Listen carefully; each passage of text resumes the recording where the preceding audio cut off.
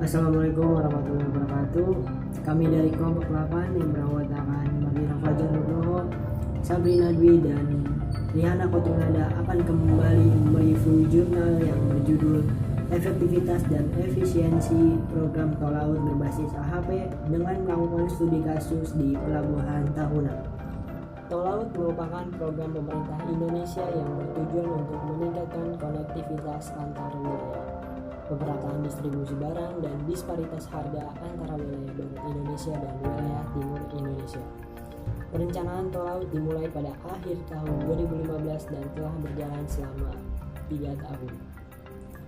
Nawacita merupakan prioritas perubahan menuju Indonesia yang berdaulat secara politik, mandiri dalam bidang ekonomi dan berkepribadian kebudayaan. Salah satu program utama pemerintah yang tertuang dalam Nawacita yaitu mengembalikan kejayaan Indonesia sebagai poros maritim dunia. Dalam competitiveness ranking, Indonesia menempati peringkat ke-45 dan menempati peringkat ke-72 dalam sektor infrastruktur pelabuhan. Aktivitas perekonomian saat ini masih terpusat di Indonesia bagian barat, sedangkan ketersediaan barang di Indonesia bagian timur masih terbatas. Untuk mengatasi permasalahan tersebut, pemerintah menerbitkan Peraturan Presiden Nomor 106 Tahun 2015 tentang penyelenggaraan kewajiban pelayanan publik untuk angkutan barang di laut yang sering disebut dengan Perpres Tol Laut pada tanggal 1 Oktober 2015, yang kemudian mengalami perubahan dengan terbitnya Peraturan Presiden Nomor 70 Tahun 2017 dan Peraturan Presiden Nomor 71 Tahun 2015 dengan turunannya dalam Peraturan Menteri Perdagangan Nomor 38 Tahun 2018 tentang penetapan jenis barang yang diangkut dalam program pelayanan publik untuk angkutan barang dari dan ke daerah tertinggal, terpencil, terluar, dan perbatasan. Dengan adanya peraturan presiden tentang tol laut tersebut, pemerintah Indonesia mengharapkan pemerataan kebutuhan pokok dapat tercapai, terutama Indonesia yang timur. Terkait dengan penyediaan kebutuhan pokok, produk industri dan strategis yang harganya hampir sama dengan barang-barang di Indonesia bagian barat, sehingga pertumbuhan ekonomi dapat ditingkatkan, begitu juga dengan stabilitas perekonomian nasional. Sejak pelaksanaannya, rute pelayaran yang ditetapkan selalu mengalami perkembangan. Pembiayaan tol laut hingga tahun 2018 sebesar 1.221.672.000. Program tol laut ini baru berjalan selama 3 tahun dan pelaksanaannya masih terus dikembangkan. Biaya operasional yang terlalu besar dan kondisi infrastruktur pelabuhan yang tidak memadai menyebabkan tidak adanya kapal niaga yang singgah selain kapal tol laut di beberapa wilayah di Indonesia ini, sehingga masyarakat sangat mengandalkan kapal tol laut dalam proses pengiriman barang, sekaligus menjadi tantangan distribusi barang ke daerah yang tertinggal, terpencil, terluar, dan di perbatasan.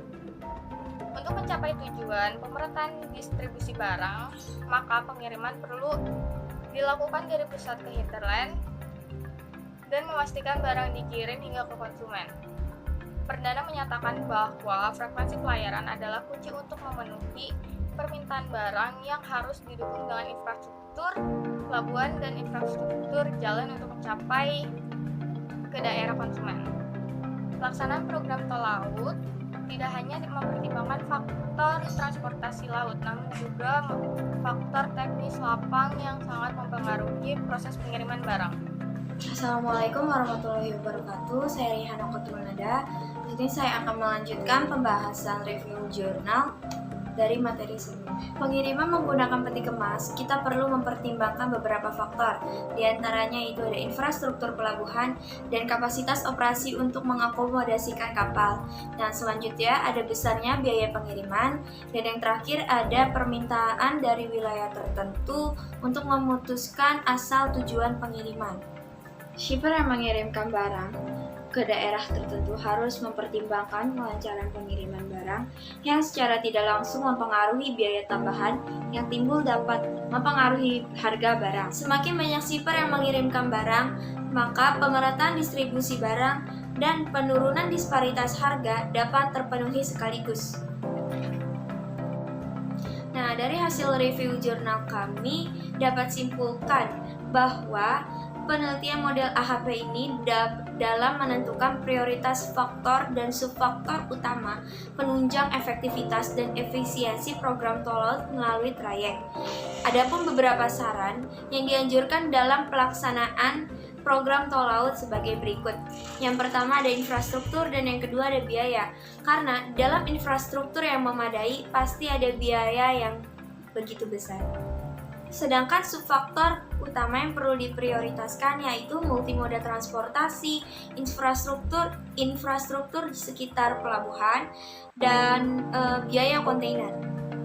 Agar tujuan dari program tol laut dapat terpenuhi, maka pada pelaksanaannya pemerintah perlu mengutamakan multimoda transportasi dan didukung dengan infrastruktur yang memadai. Sekian dari review jurnal kami, kurang lebihnya mohon maaf. Wassalamualaikum warahmatullahi wabarakatuh.